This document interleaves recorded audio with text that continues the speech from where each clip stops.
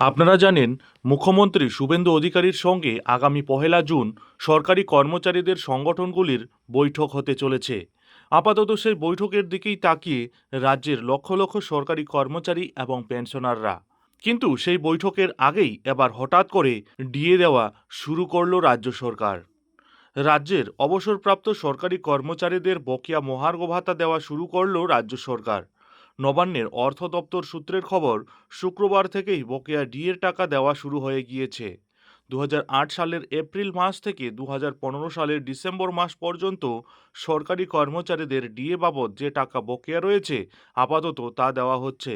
তবে রাজ্য সরকারে বর্তমানে যারা কর্মরত, তারা শুক্রবার থেকে ডিএর বকেয়া টাকা পাচ্ছেন না। আপাতত টাকা দেওয়া হচ্ছে কেবল অবসরপ্রাপ্ত আধিকারিকদেরই।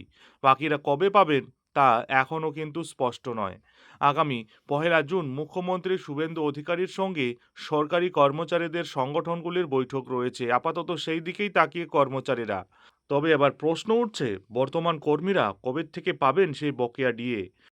মনে করা হচ্ছে সেই হাই ভোল্টেজ বৈঠকেই তা কিন্তু স্থির করা হবে। আর এদিকে এই বকেয়া ডিএ নিয়েই দেশের সর্বোচ্চ আদালত সুপ্রিম কোর্টে চলছে মামলা।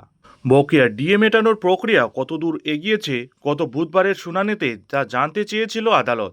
তবে রাজ্য সরকারের তরফে কিছু সময় চেয়ে নেওয়া হয়। বাকি সংগঠনগুলিও জানায় মুখ্যমন্ত্রী বৈঠকের তারিখ নিশ্চিত করেছেন, তাই এই মামলায় আরও সময়ের প্রয়োজন। সব পক্ষের বক্তব্যকে মান্যতা দিয়ে শীর্ষ আদালত শুনানি পিছিয়ে দেয়। জুলাই মাসের তৃতীয় সপ্তাহে এই মামলার পরবর্তী শুনানি হবে। তার আগে রাজ্যকে ডিএ মামলার স্ট্যাটাস রিপোর্ট জমা দিতে বলেছে আদালত।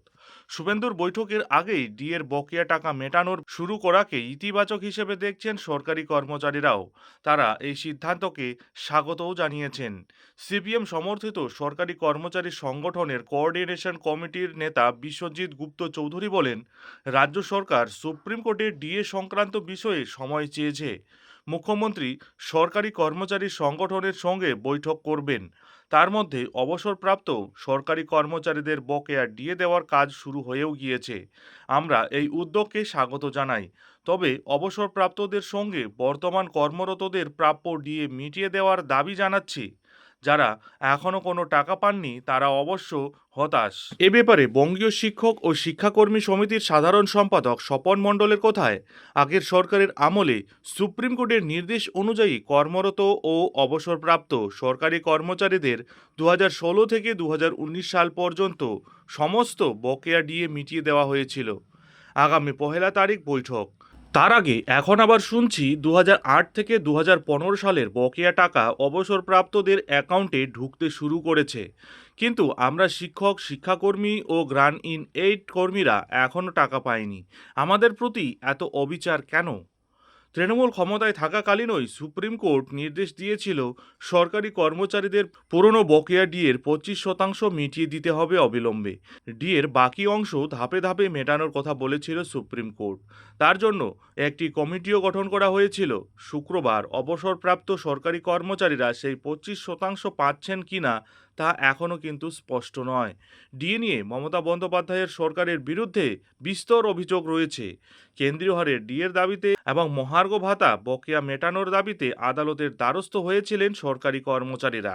কলকাতা হাইকোর্ট হয়ে সেই মামলা গিয়েছে দেশের সর্বোচ্চ আদালত সুপ্রিম কোর্টে। দীর্ঘদিন ধরে ডিএ মামলা বিচারাধীন। অভিযোগ, আদালতের নির্দেশ সত্ত্বেও বকেয়া ডিএ দেওয়া হয়নি। রাজ্যের বিরুদ্ধে আদালত অবমাননার অভিযোগ তুলে গত ফেব্রুয়ারিতে ফের সুপ্রিম কোর্টের দ্বারস্থ হয় সরকারি কর্মচারীদের সংগঠন সংগ্রামী যৌথ মঞ্চ। বিচারপতি সঞ্জয় কারোল এবং প্রশান্ত কুমার মিশ্রের বেঞ্চে সেই মামলা বিচারাধীন।